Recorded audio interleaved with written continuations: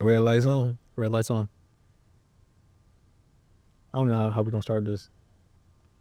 We should probably start somewhere in the beginning, and then kind of tell everybody why you're the reason we didn't do one for 6 months.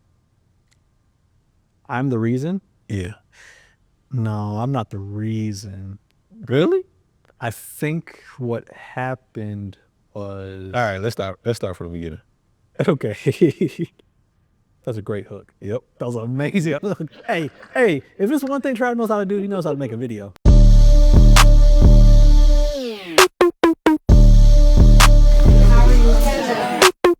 Three, two, one, action.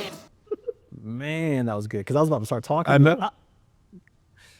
Yeah. And actually, that's the most salacious part. The reason why we actually stopped. Yep. Or the reason I lost motivation. Yep. And now Can we even talk about that? we can talk about whatever we want. We got edit power. Yeah, we're going to edit that. See how bad it go. All right. In the beginning. In the beginning, you were Sean Michael Craig. And you were Travis. Damn, you don't know my last name. I was trying to figure out your middle name. That's cool. You don't know my middle. I don't know your real name. I'm named after a Jackson 5 member. It's not Toto. What's your middle name, bro? Jermaine. I didn't know that. Jermaine Jackson. Wait. Travis Jermaine Cochran? Yeah. You got a lot of famous things happening in your name. Johnny, That's what I'm saying. Jermaine, and Are you related to Johnny Cochran? no, you would never met me unless you got a case. Or because you would not. I met some of them, but I'm not related to them. And then in Albany, it's 2 sets of Cochrans. It's a white side and a black side. Are you related to them? No, well, probably somewhere down the line. They probably like raped my great grandma. Well, that has happened in history. So MUSE. Anyway. In the beginning, you were Sean Michael Craig, And you were Travis Cochran. and we had this bright idea. Time out. He says we had this bright idea. He had this bright idea. He's trying to be very magnanimous and whatever the other words are. I'm glad he said that on the record, because if he ever loses motivation again, I want to remind him that this was my idea. It was primarily his idea, but when he pitched it to me, I thought, this is amazing. Let's elevate this idea. So what you're saying is you had to elevate. I made it me. better. You had to upgrade my. This is what synergy does. Iron sharpens iron. You come up with a great idea, and I make it better. So how did I pitch it to you? Let's see if you remember. I remember the exact day it happened. I was in the studio, and I was shooting a collaborative shoot. I can't remember the person. Actually, I do remember the person. I just don't want to say who I it was. remember the person. We all remember who it was, but we're not going to talk about that. And while we were in the studio shooting, or I was shooting, I was packing up. And Trav walked up to me. He's like, bro, you're in here every other day shooting. Why don't we just make something really amazing? Like, let's just do a Jet magazine for the studio. This is how you pitched it. Mm-hmm. And I said, this is great, but let's make it a full-on thing. And then you're like, well, we can do an interview. I was like, I think that's a great idea. And this is kind of how it happened, right? Am I misremembering? I said let's do Jet Beauty of the Week for That's what you said. the studio. And you said let's make it a full-on magazine. And I didn't think we had enough to do the magazine until we came with the idea to do the interview. Right. I didn't want to do bikinis either. So I don't want anybody to think I was just trying to get like bikini photo shoots in the studio. And to be fair, to your credit, I'm the Christian. wow, I'm not. you are. Ish. I'm not Christian. You're not. No. You're. Sacrilegious. I don't know about that. You talk about the Bible all the time. So I'm very spiritual. I'm just not religious. all right. Okay. Well, that's a whole nother thing. That's a whole nother thing. Anyway, I think though that with the idea of making it a really cool thing, elevating it, making it a digital magazine, that was something that I kind of wanted to do more of in my own life. Like I wanted to have a body of work that showed that, hey, I can do these kinds of projects at a high level. So for me, MUSE was always, number one, a way to highlight amazing Black women, and two, was to just build that muscle of shooting at a high level photos, and then also it was a way to just build a body of work for myself. That's kind of diplomatic. So I'm gonna give y'all my version of it. I'm not saying his story is not like 90% right. Okay. My real issue was I always wanted to be in a magazine. I always wanted to have my own magazine. I'm a student of Jet, Ebony, Essence, XXL, Source, Vibe. Like I could tell you more about magazines than most like publishing companies. But I wanted to do that. And Sean always, because he was a partner in the studio, he would do what we would call working out. Like a comedian would work out, like a basketball player would work out. So like it was a time period where you shot every day or at least 5 days a week. Yeah. But he would never post it, No. like ever. So I already had the idea to make it, to do a magazine of some sorts. And then the pieces just started falling together. So I'm like, well, if you won't post it, if I create something, will you let me post it? And he was like, yeah. But I don't think he thought I was gonna do it or didn't think I was gonna do it as fast. No. And Instagram used to have this thing called guides, which we used for Cantrell's, one of Cantrell's album rollouts. I want to say it was, it wasn't So What Now? It was So What Now. So I saw it, but everybody didn't have the feature on Instagram, and it was very underutilized. And it was probably one of their best features.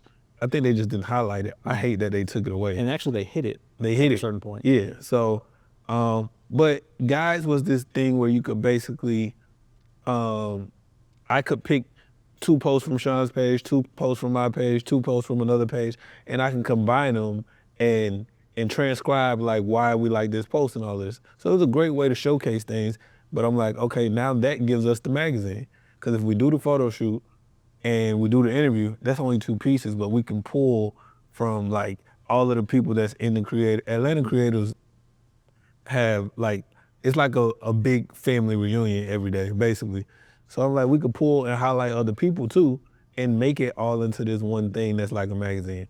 But my main thing was I got tired of him shooting fire shit in the studio and not posting it. He still don't post it. I don't know how he gets booked so much, but he does. He gets booked more than everybody. So then my goddaughter, Kimora, who's for all intents and purposes to me is my daughter, my best friend passed in 2009, her dad, she was 2. And I played the father figure role to the best of my ability since he passed.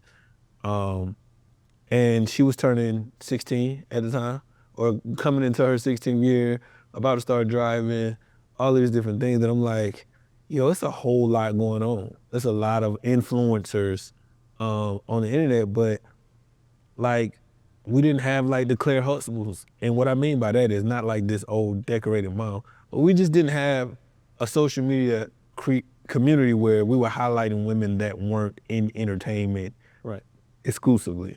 So like having good jobs in being a doctor, being a nurse, being a ballerina, being whatever outside of just being an influencer, even though influencers are dope too, and we featured those too.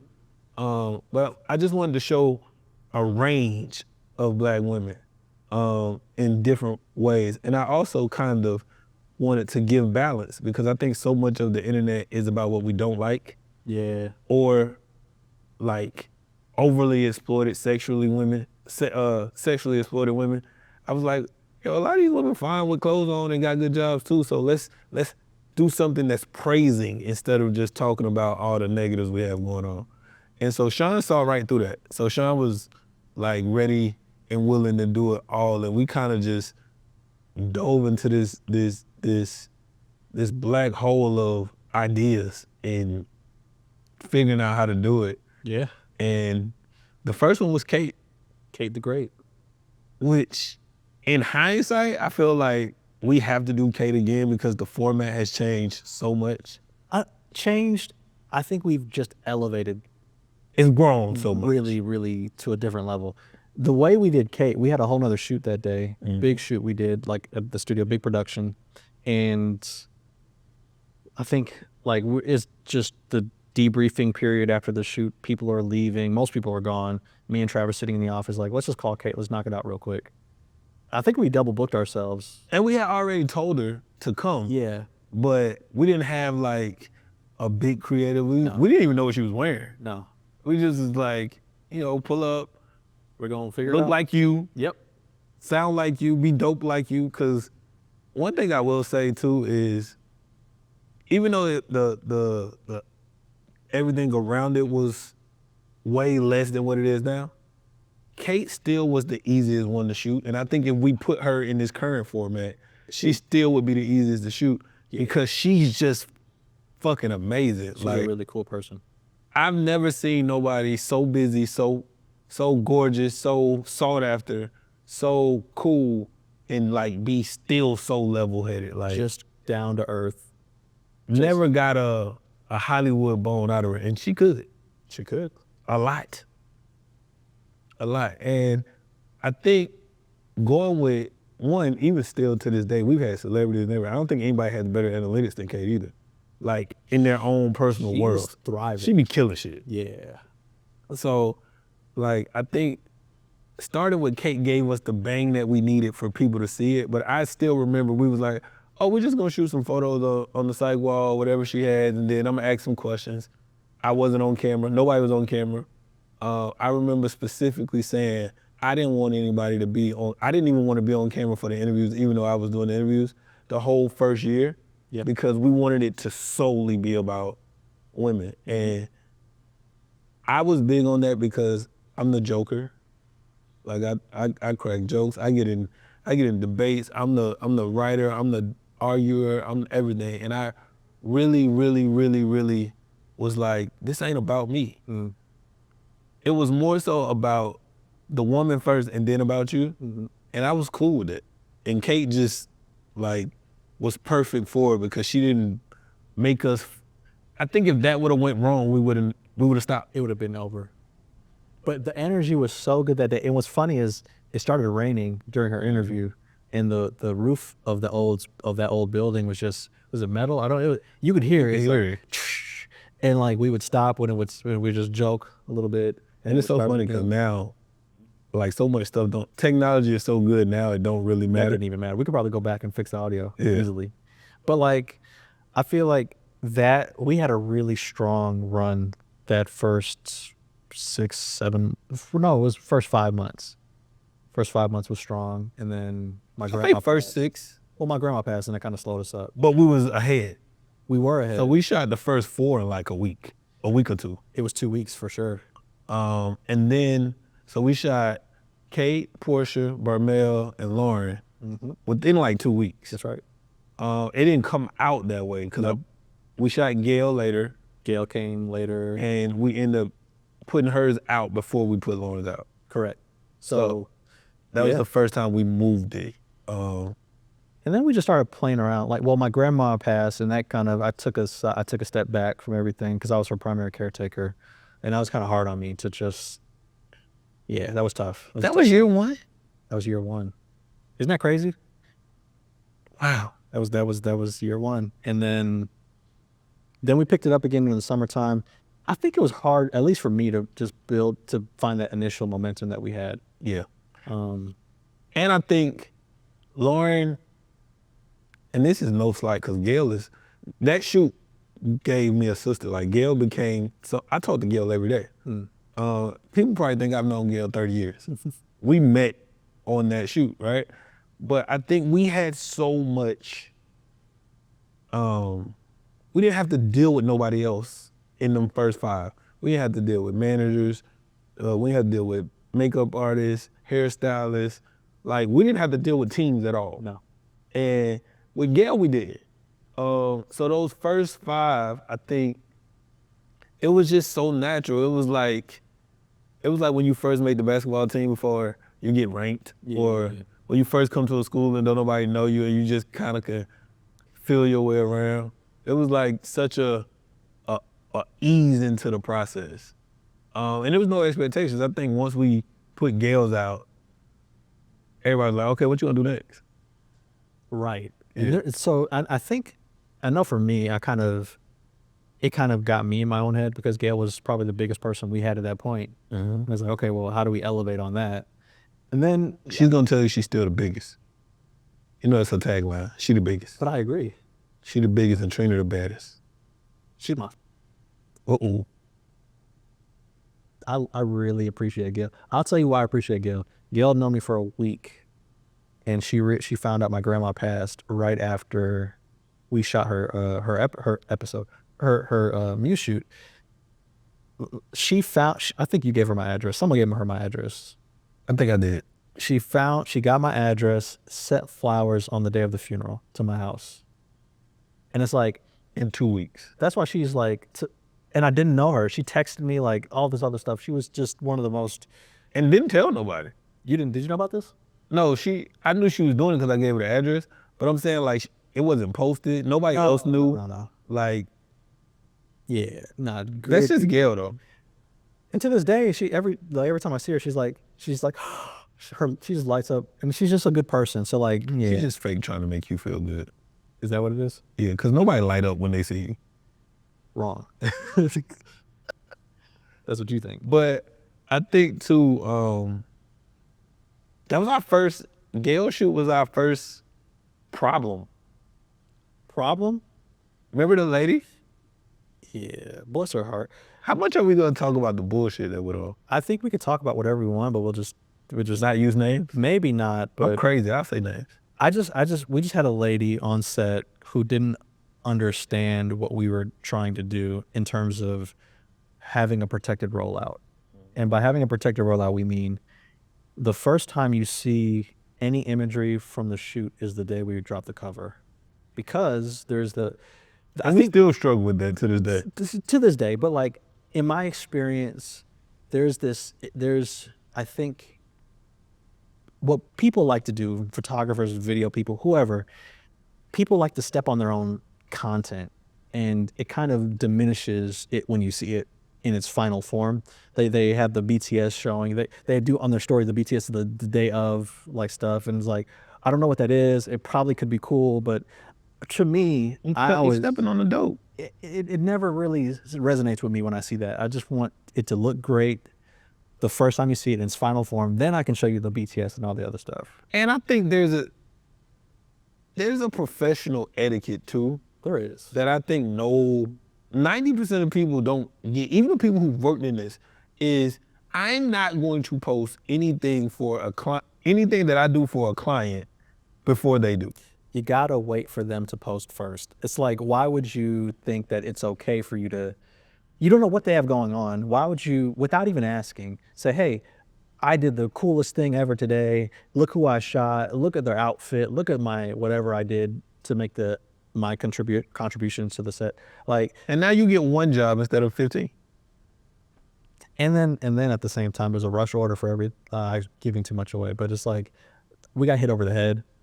That's the first time we had to like really come out of pocket, and none of it was at Gail's request. No, because It was all us. we wanted to elevate the creative. But like going forward, we started focusing on better lighting or cooler techniques versus like big set build outs. And it wasn't even a big set build out, but it was bigger than what we've done before. We had in the production world, we had a rented car. Yeah. A production style car, not like a rental car you get from Hertz. And we had the car filled with flowers. So to my flower senders, if you send flowers to your lady or somebody else's lady, then a dozen roses is a good, $100, $150, depending on who you send it to. Imagine 100. hundreds. It was hundreds. It was 300 roses. Yes. 300 roses. So, and a bouquet and all of this. And, but I also, that runs me into something. What's your least expected favorite muse? If I go through the Rolodex of my mind and I think through all of the muses we've shot, Hello, are you going to answer based on the shoot or based on the person? based on the images, Okay. based on because if I do, man, I'll be honest. Let's just be very transparent. Uh-oh. Like, we've had people that we were inspired before we met them, and then by meeting them, we was like, oh, Because sometimes what people project what they project isn't actually what Some it people is. are great at branding. That's a really good way of putting it. And to their credit, the branding is great and they are inspirational at a certain level. But we have Like at a human level.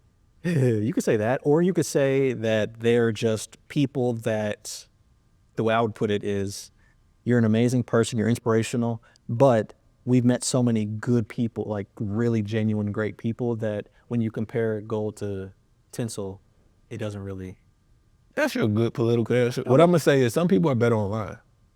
That's Point blank period. Some people are even more talented online. Like somebody who's not a muse, who I thought was super talented. Yeah. I'm talking about like looking at their work, I thought they was amazing. Until we got on set with them, I'm like, and I remember doing Rap Radar with Elliot and B-Dot, and we did Currency and Jermaine Dupri. And Jermaine Dupri was like, how disappointed he was because he thought all producers was Jedis and like crazy like him. And then he started meeting and he realized, well, this one can't play instruments, this one can't write, this one can't. And he was like, it was disheartening to realize everybody wasn't a Jedi. And I think that's how we went into, and that's how we go into every muse. We don't even want to, you won't even be a muse if we don't look at something you're doing and think it's great. Exactly. And then you find out it's like, Oh, you don't even really care. or you have a very superficial understanding of your craft, or it could be a whole host of things. But we still usually we never stop to shoot because we've been sort of rubbed the wrong way.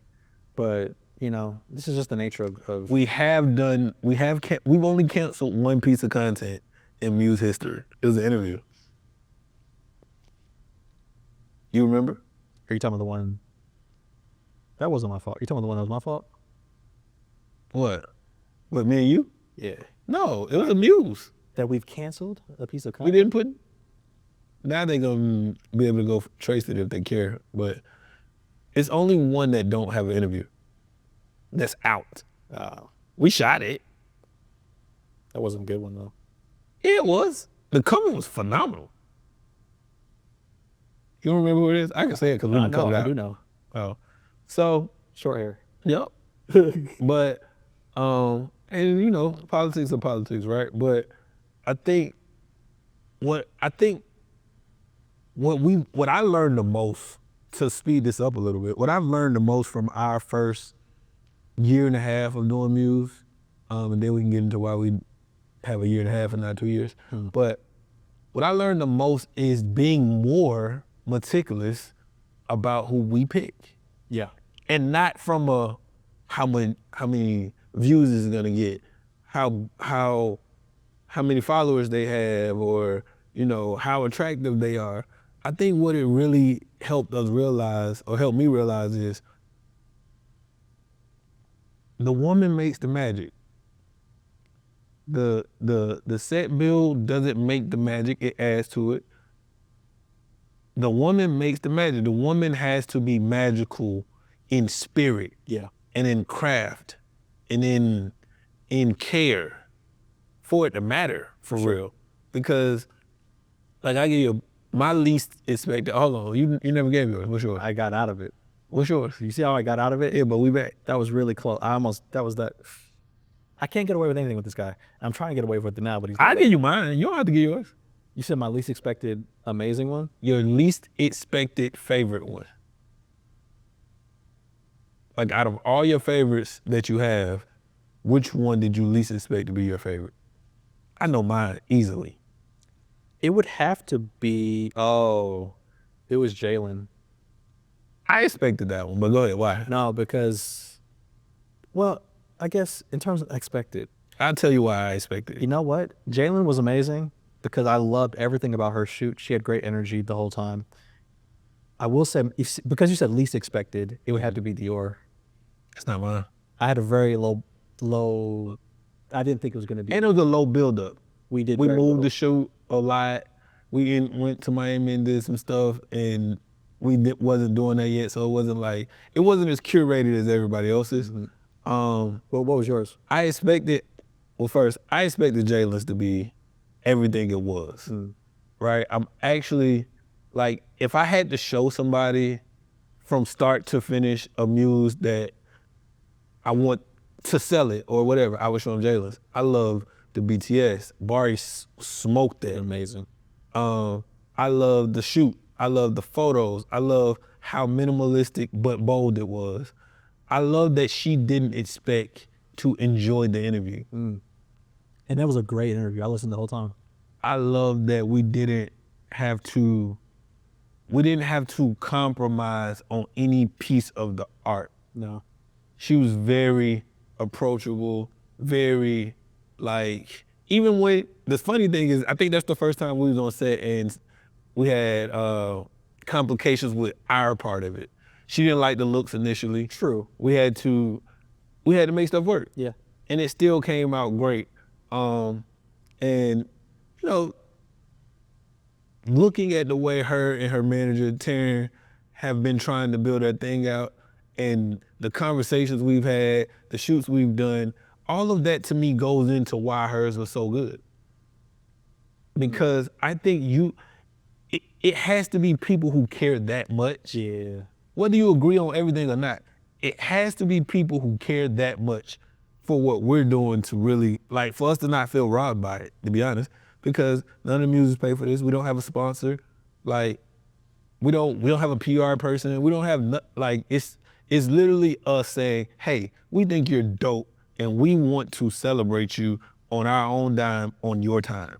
And I think you should reiterate on our own dime. We've paid for every single muse. And when I say we've paid, locations, rentals, everything out of our own pocket. And it gets costly sometimes. Like some people want their own go-to people. And that's not in our crew, that's not on salary, that we honor that. And they are not cheap. So that's what I expected hers. My least expected favorite one was Jewel. I forgot about her. I love Jules. The only thing I don't like is Jules' spread. Like we were still working through what the spread around the photo should look. And shout out to Steve because he worked with us diligently on the first probably 12. 8, 9. No, he did the first year. No, he didn't do. Yeah, he did do the first year because which color was the last one. So the first year, like he worked diligent, but I think we didn't exactly know what we wanted. No. And he was great about helping us work through it. But I think what we went into her shoot, the lower expectations we went with her build led to us not understanding fully how to put those photos in the right format. The photos came out great, but I just wish we would have been more intentional about putting the captions and everything around it. But the mirror shots, amazing. The ballerina shots in the garage, amazing. Side note, shout out to Caleb, because Shout out to Caleb. Caleb came in and creative directed that shoot for us. So that was his idea, was to do the slow. And I want to say he made the connection to her too. I didn't know her. I think he reached out for us. Or was that you? No. He knew her initially because we worked on some music videos with her years ago. And it's so crazy because I was like, I don't think I knew how old she was until she opened her mouth and told you. Yeah, and I was like, you're so mature. Like, Jewel is a ballerina who turned being a ballerina into a wedding gig that took her all the way to Good Morning America. That's what I'm saying. Before she was 24. It's crazy. Super successful. And she just had great energy, great spirit, still does. Yeah. Like, but I don't think we didn't know what we were getting. We knew we was getting somebody with a very unique craft and a very unique brand, and that was gorgeous, but it wasn't a whole lot to find understanding about who she was before we got there. And that's my favorite thing about the Muse shoots in year one, is you used to do the photos prior, and I could like just, get to know the person without them knowing it, and then, okay, now I'm the one doing your interview, and I'm building the whole interview as we go. But that was my least expected favorite one. That was a good one. That was a great one. I think everyone we've picked has had a unique look and perspective. And I think I'm glad we've shot everyone we've shot, regardless of any challenges we might have faced during the process. But I would say by and large, most people we've worked with, I want to say 99% of everyone we've worked with has been amazing. And, you know, Now, what is your favorite shoot? on the day, Yeah. like experience all in, like just, you know, I really had a great time. Oh man, it's tough because there's a lot of good ones. I really enjoyed shooting Tasir. Love to see it. Tasir was just such a, We and about to do that again. we might. I gotta tell you about it. Oh, okay, cool. And then Tasir was great. Lauren was great. I love shooting Lauren. I was mad about Buddy trying to post too. You know, we also had someone trying to poach content on the That's day. crazy. It, you know, It's crazy. God bless him. Hopefully, wish him the best. Man, He's nicer to me. this- Not in real life. In real life, he's not. I'm in a different place in life, man. Have you ever seen the Saturday Night Live version of episode with Drake, where he's like laughing and people are bothering him, and then when they walk off, he turns into Mean Drake? That's Sean. He just never shows you Mean Sean. It's just like you got to know him to know where his triggers are, and when he starts all of that, Look. it's like, all right, I got to walk off. Look, it's just I just gave it away. I've learned that in life you can, was it with the honey thing? You can Get more flies with more honey. flies with honey. And it's like I don't necessarily need to show. Who the fuck want flies though? You're right. And flies also hang around other stuff too. So you know, Shit. See, I say all the stuff he would have said. So yeah, whatever. how did that first year and a half contribute to? Because it's not so, some of this stuff, some of it was out of our control. But how did that first year and a half contribute to, I think, everybody getting burned out? And we had, you know, that's when we found out the studio was selling. Yeah. Like, we had a perfect storm in June too, coming off the last 3 or 4 shoots towards that end of run. But how did it contribute to you feeling burned out personally? You know, we did a lot. We did a lot in a short window of time. The costs were high.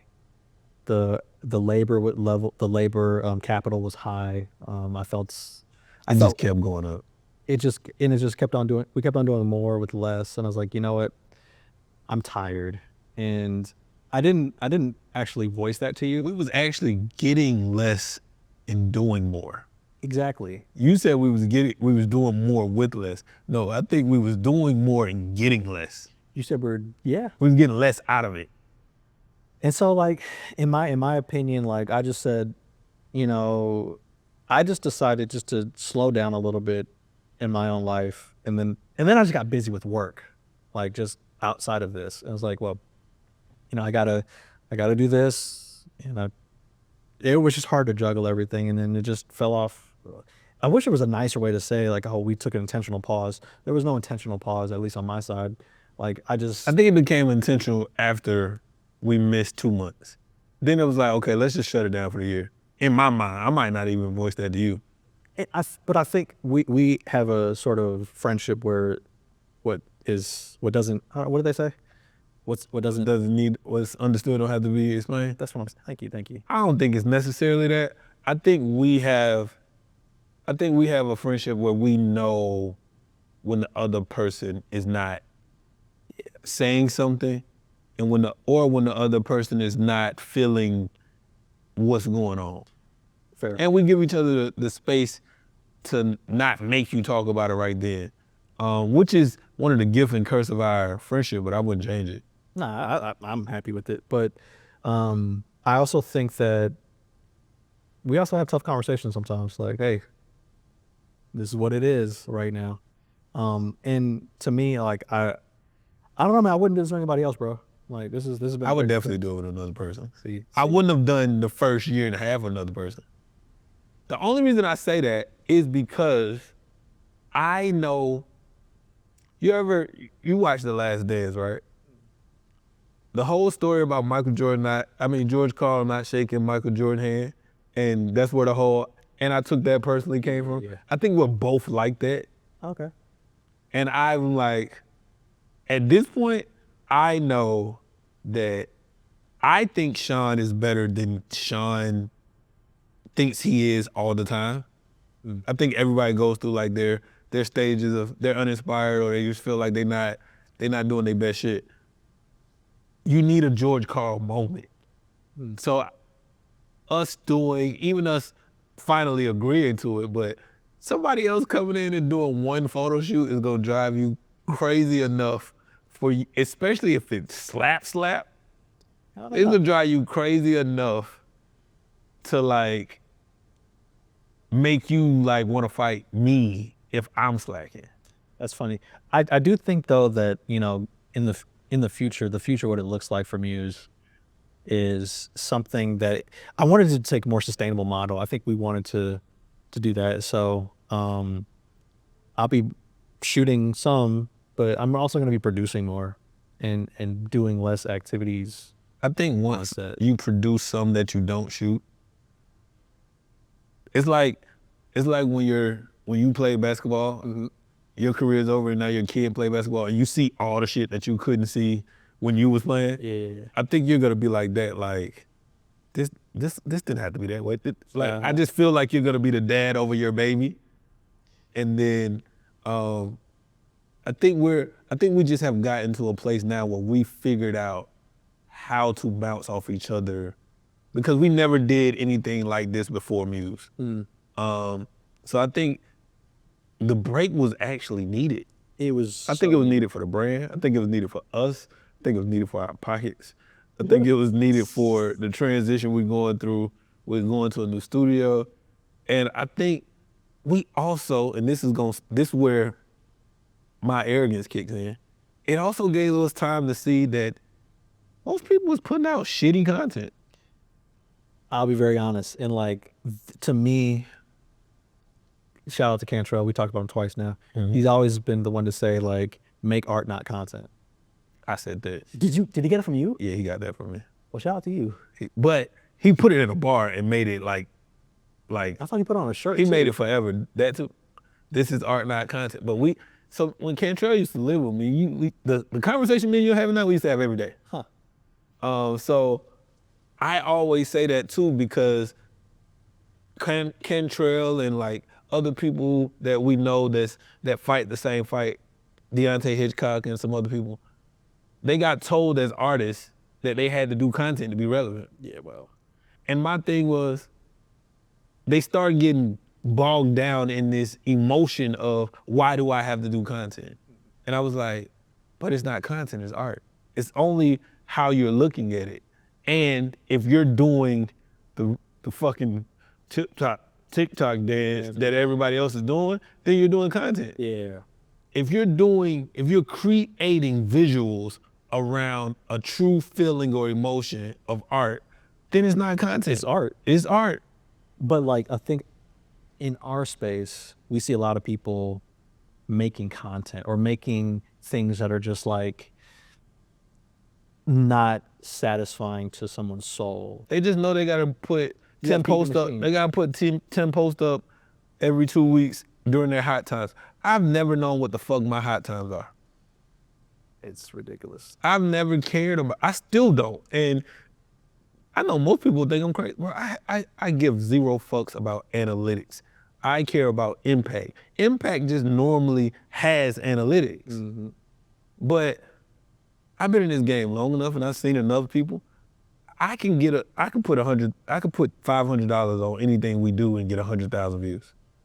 Who the fuck cares? When you see this, an hour later, will you mention it to somebody? Boom. That's all I care about. And if we're not doing things and checking those boxes, my boxes is it creative enough? Is it shot well enough? Is it an innovative idea? And innovative don't mean new. Innovative mean, is it a unique take on what's been done? Because everything has been done. Will you talk about it more than once? Will you come back to it more than once? Will you celebrate this moment of this release if we was to try to celebrate it later on down the line. That's what impact is to me. Yeah, man. And when you do stuff like that, it just sticks. So I think I create from a standpoint of what I've loved over the years that I'm not being fed right now from the creative community. How do I find some of that and give that to my son's community? And maybe my son, who never seen half of this stuff, gets inspired to then bring some of that stuff back, so we don't have this complete drop off the hill. And that's how I look at it, even with MUSE, where it's like, oh, this is just pretty women. No, dog, like, my greatest inspiration in life has been women, and not to fuck them. And I probably should bleep that because this is a clean conversation, but my greatest inspiration is learning about women because I live life as a man. I go through that experience firsthand. I want to learn what they experience in a real way. And that don't mean I got to agree with all of it. And that don't mean I can't have my own opinions. But you thinking she's amazing because she got a pretty face, and I'm thinking she's amazing because she know Biggie lyrics is completely different. Yeah. And that's what I think it's all about for me. And let's show that to the world. That's all we're trying to do. So, Time for season 2. time for season 2. Let's do it. Y'all let Sean know that if he gets burnt out again, I'm hiring a white boy. We out? It's our thing. How can he hire somebody else without me? It was my idea. Your idea wasn't great without me. I'm walking off set. Don't walk off. I've never walked off set. Your mic is I've dangling. never walked off set before. Look, y'all. Shout out to Trav. You know, shout out to HBUC Media. Should have had your Us. fucking credentials anyway. You still mic'd up, bro. They can hear you. So check it out. We're about to do season 2, and I hate that ending, bro. I hate that ending. I love it. I hate it.